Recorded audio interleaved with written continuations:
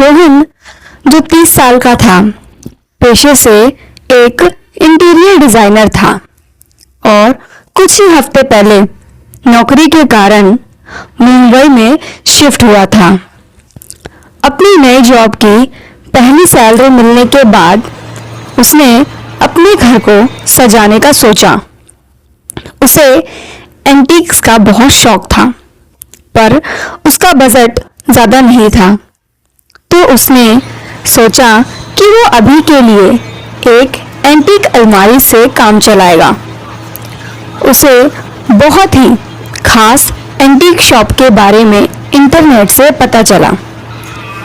उस शॉप पर पहुंचने के बाद रोहन ने देखा कि वह दुकान बहुत छोटी सी थी, पर दुकान के दरवाजे के पास ही एक अलमारी पड़ी थी जो बहुत ही पुरानी और बेहद खूबसूरत थी।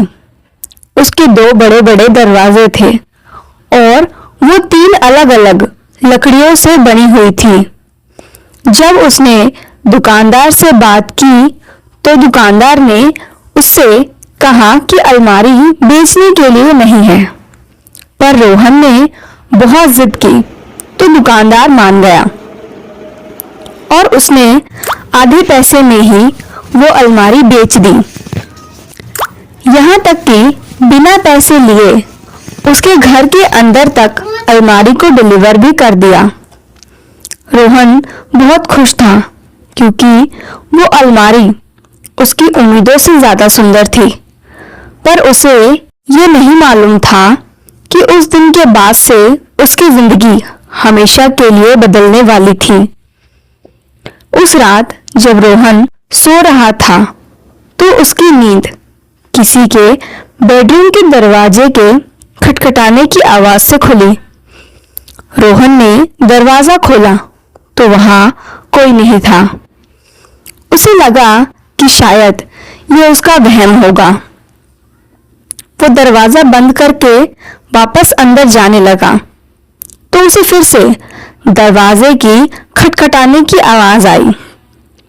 रोहन तेजी से दरवाजे के पास गया, पर वहां अभी भी कोई नहीं था। रोहन कुछ देर तो दरवाजे के पास ही खड़ा रहा, पर उसे बहुत नींद आ रही थी, इसलिए वो सोने चला गया। अगली सुबह रोहन ने जब कपड़े निकालने के लिए नई अलमारी को खोला तो उसके होश उड़ गए। रोहन ने देखा कि उस अलमारी के एक खाने के अंदर बस छोटी छोटी हड्डियां थी। रोहन को कुछ समझ नहीं आ रहा था। तभी उसे एक बिल्ली की आवाज आई और उसने देखा कि उस कमरे में एक बिल्ली घूम रही थी। रोहन ने उन हड्डियों का वहां होना उस बिल्ली की शरारत समझा। रोहन ने उन हड्डियों को वहां से हटाया और घर साफ करके उन हड्डियों को घर के बाहर फेंककर काम के लिए निकल गया। जब वो घर वापस आया तो उसने देखा कि घर का दरवाजा पहले से ही खुला हुआ था। वो जल्दी से घर के अंदर घुसा, पर उस घर अंदर से बिल्कुल वैसे ही था जैसा वो छोड़कर गया था। उसने सब कुछ चेक किया, पर सभी सामान सही सलामत था। उसने सोसाइटी के चौकीदार से पूछा, पर चौकीदार ने किसी को भी ऊपर जाते हुए नहीं देखा था। उसे ये बात बहुत अजीब लगी क्योंकि उसे अच्छी तरह याद था कि वो दरवाजा लॉक करके गया था, पर अगर कोई घर में घुसा होता तो वो सामने वाले चौकीदार को दिख जाता और उसके जरिए रोहन को पता चल जाता। फिर उसे लगा कि शायद उसी की गलती से दरवाजा खुला रह गया होगा। खैर, उस रात थकान के मारे वो बिस्तर पर लेटते ही सो गया। उसकी नींद एक तेज खटखटाहट से खुली, कल रात जैसी खटखटाहट। पर इस बार रोहन को एहसास हुआ कि वो आवाज उसके बेडरूम के दरवाजे से नहीं बल्कि उस अलमारी से आ रही थी। रोहन ने जैसे ही अलमारी का दरवाजा खोला उसने देखा कि अंदर फिर से वही छोटी हड्डियां पड़ी थी। रोहन बहुत कंफ्यूज हो गया। वो कमरे में देखने लगा कि कहीं वो बिल्ली वापस तो नहीं आ गई। इतने में अलमारी के अंदर से एक छोटे से बच्चे की रोने की आवाज आई। उसने अलमारी के आधे बंद दरवाजे से देखा कि अलमारी के नीचे वाले खाने में एक छोटा सा बच्चा बैठा रो रहा था। उस बच्चे का पूरा शरीर सफेद पड़ा हुआ था और आंखें कोयले की तरह काली थी। रोहन उस बच्चे को देखकर सुन्न सा पड़ गया। इससे पहले रोहन कुछ कर पाता, उस बच्चे का हाथ एकदम से अलमारी से बाहर निकला और उसने अपने हाथों से रोहन का गला पकड़ लिया। तड़पते हुए रोहन ने फौरन अलमारी का दरवाजा बंद किया और अपने घर से भाग गया। अपने एक दोस्त के घर पर वो रात बिताने के लिए चला गया। सुबह होते ही वो ऑफिस जाने की बजाय उस एंटीक शॉप पर पहुंचा। रोहन ने अंदर घुसते ही दुकानदार का गला पकड़ लिया और उससे पूछने लगा कि उस दुकानदार ने उसको वो अलमारी क्यों बेची। रोहन की ऐसी हालत देखकर दुकानदार समझ गया कि उसके साथ रात को क्या हुआ होगा।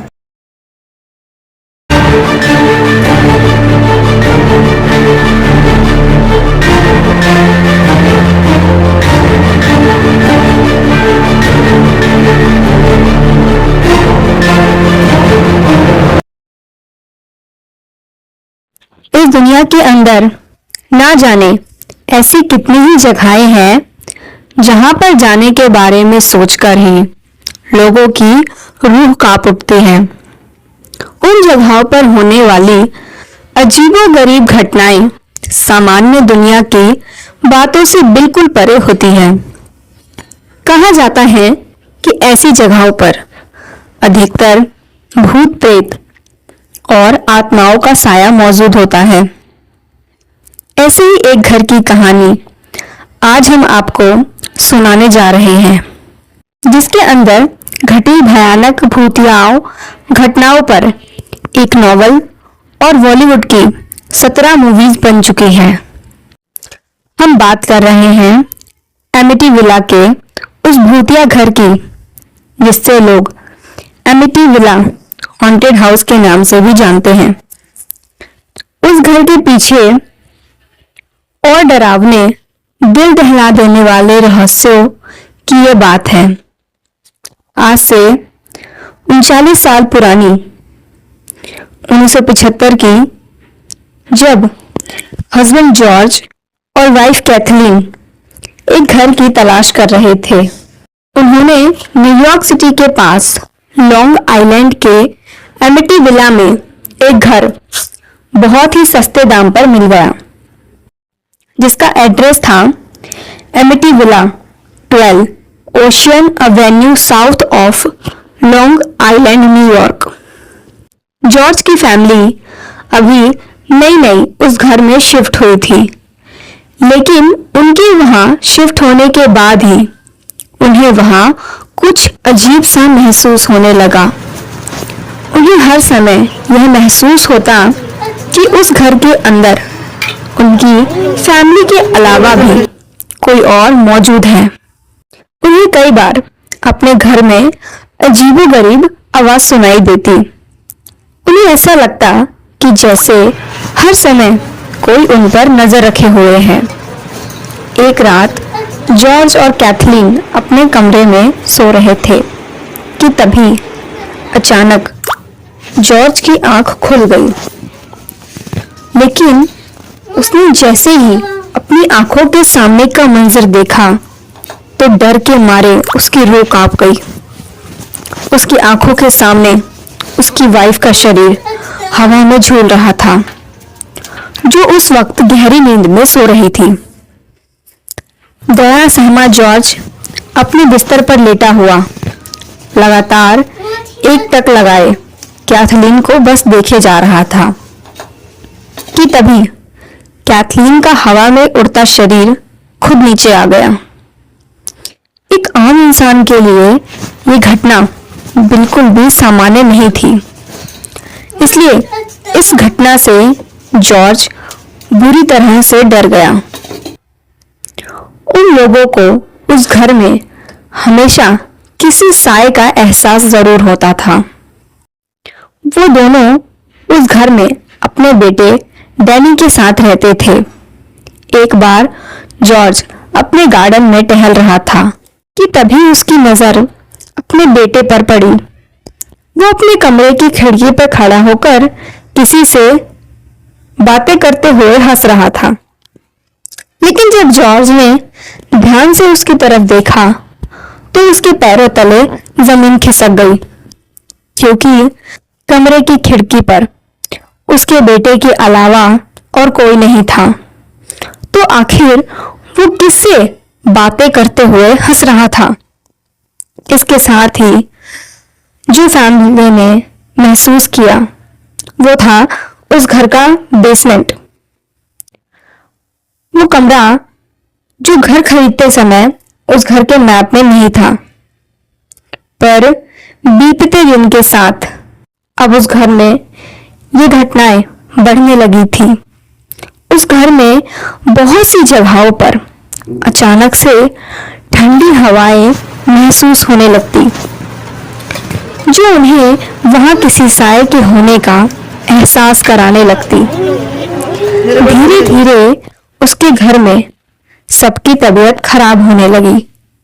जॉर्ज ने एक फादर को बुलाया, पर फादर के घर में कदम रखते ही फादर को ये समझ आ गया कि उस घर में एक नहीं बल्कि अनेकों आत्माएं हैं। तो फादर बिना कुछ कहे वहां से चले गए और फिर दोबारा वापस नहीं आए। ये सब देखकर जॉर्ज और उसकी फैमिली ने डिसाइड किया कि वो ये घर छोड़कर चले जाएंगे। बिना अपना सामान लिए वो लोग अपने घर से निकल गए, पर जिस जगह उन्हें जाना था वो वहां पहुंचे ही नहीं। कुछ दिन बाद पैरानॉर्मल एक्सपर्ट उस घर की छानबीन करने पहुंचे, तो उस घर के बेसमेंट में उन्हें जॉर्ज की फैमिली की लाश मिली, जिसे देखकर वो लोग दंग रह गए, क्योंकि जॉर्ज और उसकी फैमिली मरने से पहले कार से एक होटल की तरफ निकले थे, पर वो वहां कैसे पहुंचे ये कोई नहीं जानता। इससे भी अजीब तो उन्हें ये बात लगी कि उनका बेटा वहां नहीं था। पूरा घर ढूंढने के बाद भी उन्हें जॉर्ज का बेटा कहीं नहीं मिला। कोई नहीं जानता कि डैनी आखिर कहाँ है। पैरानॉर्मल एक्सपर्ट ने इस घर की हिस्ट्री के बारे में पता लगाया, तो उन्हें पता चला। वो सुनकर उनका दिल दहल उठा। उन्हें बताया कि साल 1924 में यहाँ पर एक कॉटेज हुआ करता था, जहां एक आदमी काले जादू से जुड़ी तांत्रिक क्रियाएं करता था। उसकी मौत के बाद उसकी डेड बॉडी को इसी कॉटेज के नीचे दफना दिया गया। उनकी इन्वेस्टिगेशन के दौरान उन्हें यह भी पता चला कि पहले उस घर में पागलों को रखा जाता था। उनकी मौत के बाद भी उन सभी को इसी घर के नीचे दफना दिया गया। इसलिए ये घर घर नहीं बल्कि बहुत सी आत्माओं का डेरा था। शायद इसी वजह से इस घर को दुनिया के सबसे हॉन्टेड हाउसों में से एक माना जाता है। पैरानॉर्मल एक्टिविटीज से मशहूर ये घर आज भी उसी जगह पर मौजूद है। अगर आपको उस घर में एक रात रुकने का मौका मिले तो क्या आप जाना चाहेंगे? और अगर आपको हमारी कहानी पसंद आती है तो हमारे चैनल टून क्लिप स्टोरी को सब्सक्राइब करें और देखते रहें हर हफ्ते एक दिल दहला देने वाली हॉरर स्टोरी।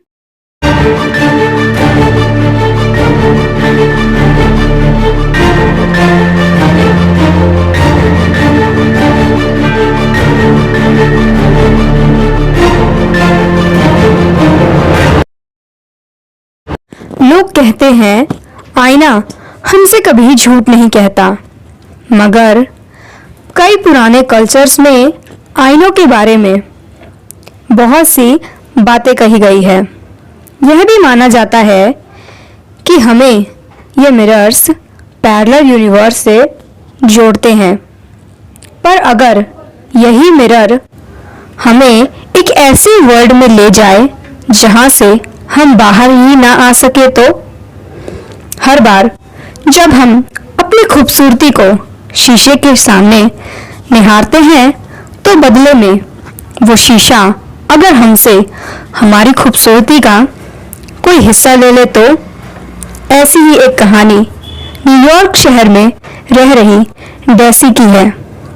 न्यूयॉर्क सिटी सपनों का शहर है। डेसी का बचपन से सपना था कि वो अपनी लाइफ न्यूयॉर्क सिटी में जिए।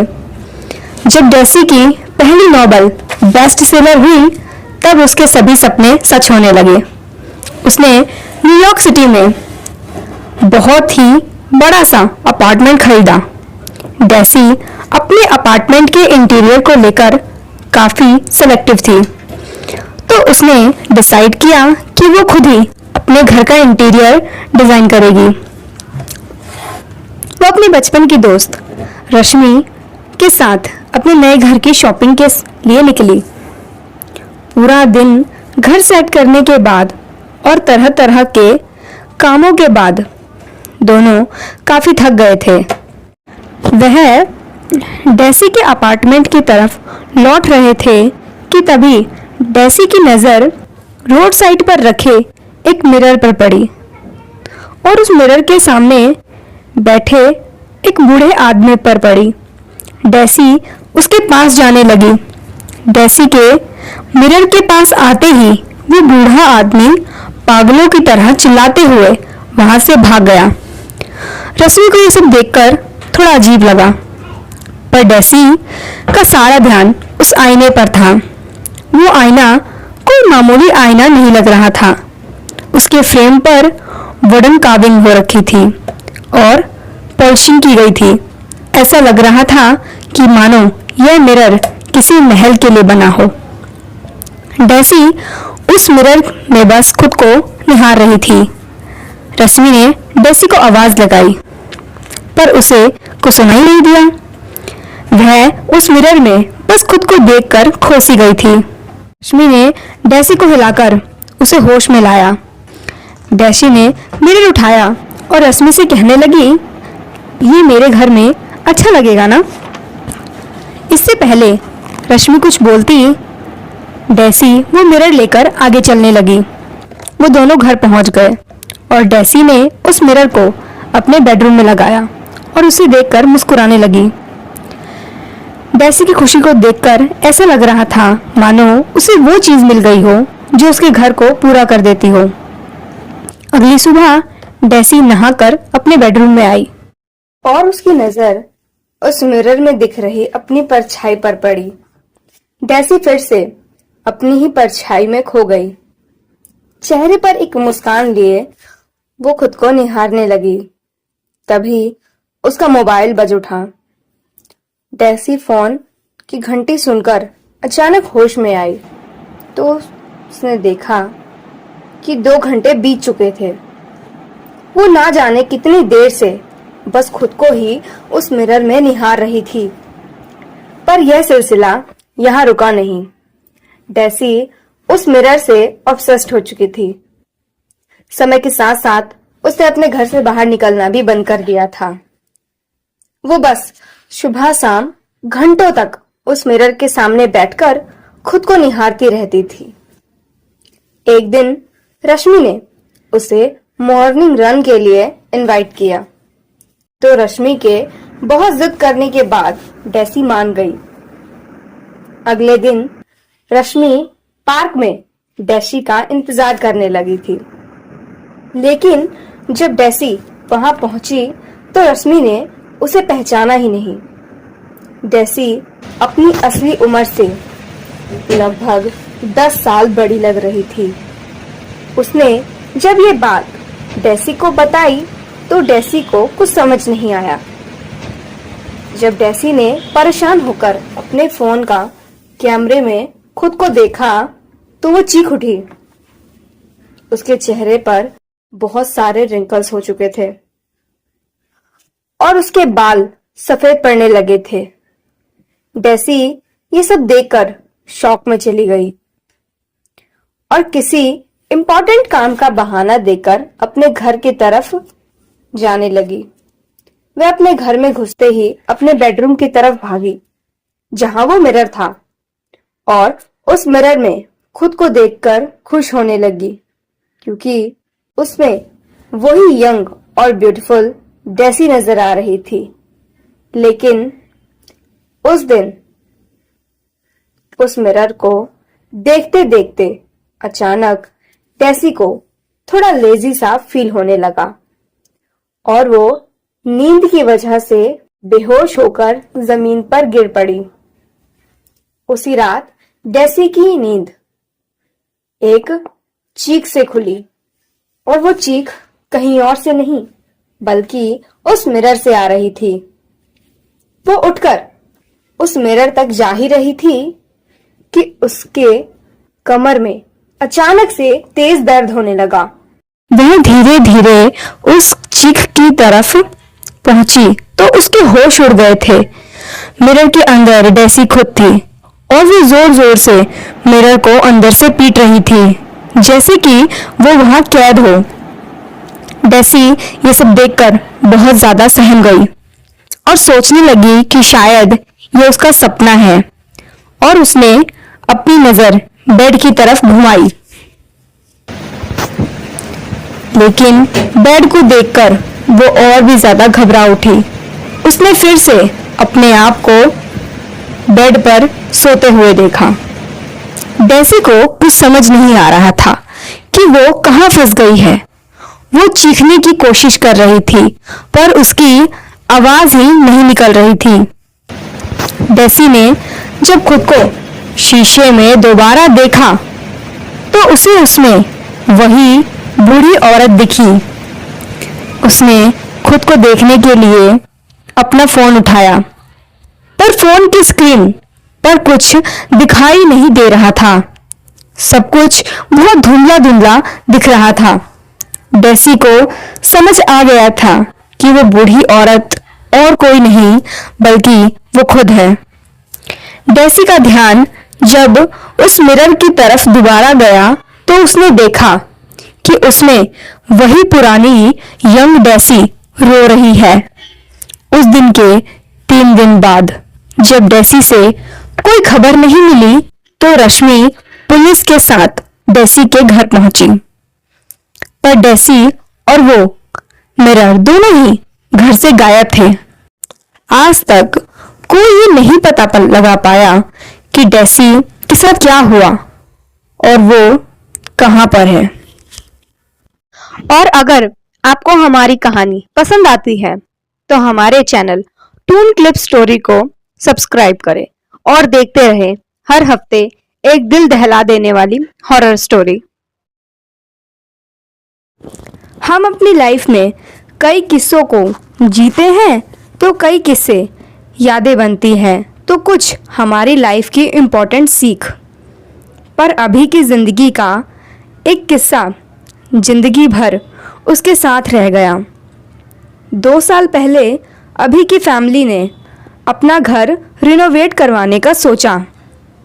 घर के काम को पूरा होने में करीबन 6 महीने का वक्त लगना था क्योंकि उन्हें काम को जल्दी से जल्दी शुरू करना था। इसलिए उन्होंने अपने घर के नज़दीक जो पहला घर मिला उन्होंने वही घर रेंट पर ले लिया। पर अभी को वो रेंट वाला घर बिल्कुल पसंद नहीं था। वो घर उनके पुराने घर से बहुत छोटा था। बहुत कोशिश करने के बाद भी अभी का मन वहाँ नहीं लग रहा था। पर उस घर की एक चीज़ बहुत अच्छी थी, उस घर की बालकनी। अभी हर शाम अपने हाथ में कॉफ़ी का मग लिए अपनी बालकनी में खड़ा होकर सॉन्ग सुनता था।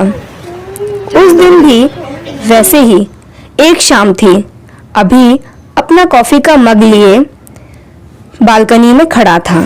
तभी उसकी नजर सामने के घर की बालकनी पर गई। वहां नजर पड़ते ही उसके हाथ से कॉफी का मग छूट गया। बालकनी में एक लड़की लाल रंग का कपड़ा पहने खड़ी थी। उसके पेट में एक बड़ा सा चाकू घुसा हुआ था। उसके मुंह से खून भी निकल रहा था। उसका हाथ अभी की तरफ उठा हुआ था, जैसे वह मदद मांग रही हो। अभी यह देखकर जोर से मदद के लिए चिल्लाया, हेल्प हेल्प, कोई कोई बचाओ उसे, उसे प्लीज हेल्प, कोई बचाओ उसे। अभी की चीख सुनकर उसकी माँ बालकनी में आ गई। अभी ने अपनी माँ को बालकनी की तरफ देखने को कहा, पर अभी और उसकी माँ को अब वहाँ कुछ नहीं दिख रहा था। उस बालकनी में सिर्फ सन्नाटा था। सहमा हुआ अभी अपनी माँ को सब बताने की कोशिश कर रहा था। अभी की ऐसी हालत देखकर उसकी माँ को चिंता तो हुई, पर जो चीज़ उन्हें खुद नहीं दिख रही थी वह उस पर भरोसा कैसे कर सकती थी। अपनी माँ के समझाने पर अभी को भी लगने लगा कि शायद वो उसका वहम था, पर कहीं ना कहीं उसके दिमाग में वो हादसा चिपक सा गया था। अगले दिन अभी अपने डॉग को सैर करवाने बाहर ले गया। बाहर का रास्ता बालकनी से होकर गुजरता था। बालकनी से निकलते हुए अभी की नज़र फिर सामने वाले घर की बालकनी पर पड़ी। वह दंग रह गया। उस बालकनी में वही लड़की रेड ड्रेस पहने झुककर गुनगुनाते हुए पौधों को पानी दे रही थी। अभी से रहा नहीं गया और उसने जोरों से उस लड़की को आवाज लगाई, सुनो, ए मिस रेड ड्रेस, हेलो सुनो। उस लड़की ने अभी की तरफ देखा और धीरे से उस लड़की की आंखों में आंसू आने लगे। वो जैसे ही सीधी खड़ी हुई तो उस लड़की के पेट में पहले जैसा ही चाकू घुसा हुआ था और वो फिर से अभी को देखकर हाथ मदद के लिए उठा रही थी। अभी को कुछ समझ नहीं आ रहा था, पर इस बार उसने उस लड़की की फोटो खींचने के लिए फोन निकाला और उसकी वीडियो शूट कर ली। अभी ने फिर से मदद के लिए आवाज लगाई। अभी की मॉम एक बार फिर से उसकी आवाज सुनकर बाहर आई, पर अभी की आंखों के सामने वो लड़की कहीं हवा में गायब हो गई। अभी की माँ को अब लगने लगा कि अभी जानबूझकर यह सब कर रहा है और वो उस पर गुस्सा करने लगी। पर इस बार अभी के पास प्रूफ था। उसने फटाफट से मम्मी के सामने वीडियो प्ले करके दिखाया, पर जिसका अभी को डर था वही हुआ। उस वीडियो में कोई भी लड़की नहीं थी, बस वही सुनसान सी बालकनी थी। अभी की माँ ने उसकी बात पर विश्वास करने से इनकार कर दिया और उसे बहुत डांट पड़ी। अभी को लगने लगा कि उसका दिमाग खराब हो रहा है। उसने उस दिन के बाद से अपनी बालकनी में जाना ही छोड़ दिया, पर उसे ये अंदाजा भी नहीं था कि आगे उसके साथ कैसा मंजर आ रहा है। अभी अपनी अर्ली मॉर्निंग जॉब से वापस घर आ रहा था। घर की बेल बजाकर वो गेट खोलने का वेट करने लगा। तभी सामने वाले घर का दरवाजा धीरे से खुला और दरवाजे की दूसरी तरफ वही रेड ड्रेस वाली लड़की खड़ी थी। अभी उसे देखकर थोड़ा सहम उठा। वह लड़की बिना कुछ बोले अपने घर में घुस गई। अभी उस लड़की को आवाज लगाता हुआ उस घर में चला गया। घर में जाते ही अभी को एक अजीब सी स्मेल आने लगी और वह लड़की भी अभी को घर में दिखाई नहीं दे रही थी। तभी अभी को कांच टूटने की आवाज आई। वो आवाज उस घर के बेडरूम से आ रही थी। अभी उस आवाज की तरफ गया तो उसने वही रेड ड्रेस वाली लड़की को रोते हुए देखा और एक लड़का उस पर जोर जोर से चिल्ला रहा था। और वहीं जमीन पर एक कांच का गिलास टूटा पड़ा हुआ था। अभी कमरे के कोने से खड़ा होकर सब देख रहा था। अभी के देखते देखते उन दोनों के बीच की बहस बढ़ती जा रही थी। अभी को लगा बात बढ़ने से पहले लड़ाई रोक देनी चाहिए। अभी तेजी से उस कमरे में घुसा और उन दोनों के बीच हो रही लड़ाई को रोकने की कोशिश की, पर दोनों में से कोई नहीं रुका। ऐसा लग रहा था जैसे वो दोनों अभी को उस कमरे में देख ही नहीं पा रहे थे। इतने में उस लड़के ने उस लड़की का गला दबाना शुरू कर दिया। अभी यह सब देखकर उस लड़की को बचाने की कोशिश करने लगा, पर जैसे ही अभी ने अपना हाथ बढ़ाया, उसका हाथ आर पार हो गया। जो अभी अपनी आंखों से देख रहा था वह असलियत में नहीं हो रहा था। यह सब देखकर अभी की जान सूखी जा रही थी। अभी के पैर थोड़े पीछे हट गए, वह सूंड सा पड़ गया। वह लड़की अपने आप को जैसे तैसे छुड़ाकर बालकनी की तरफ भागी। तभी वह लड़का पीछे से आया और उसने उस लड़की के पेट में बड़ा सा चाकू घुसा दिया और वो लड़की वहीं पर गिर गई। वो लड़का उस घर से भाग गया और वो रेड ड्रेस वाली लड़की वहीं फर्श पर पड़ी अपनी आखिरी सांसें लेने लगी। उस लड़की के पास अभी गया तो उस लड़की ने अभी को देखकर अपने पेट में घुसे चाकू की तरफ इशारा किया। अभी को समझ आ गया था कि वो चाकू निकालना चाहती है। अभी जैसे ही चाकू निकालने के लिए आगे बढ़ा तो उस लड़की ने उसके सामने अपना दम तोड़ दिया। अभी कुछ समझ पाता इससे पहले ही उसने देखा कि उस लड़की की लाश असलियत में वहां पड़ी हुई है।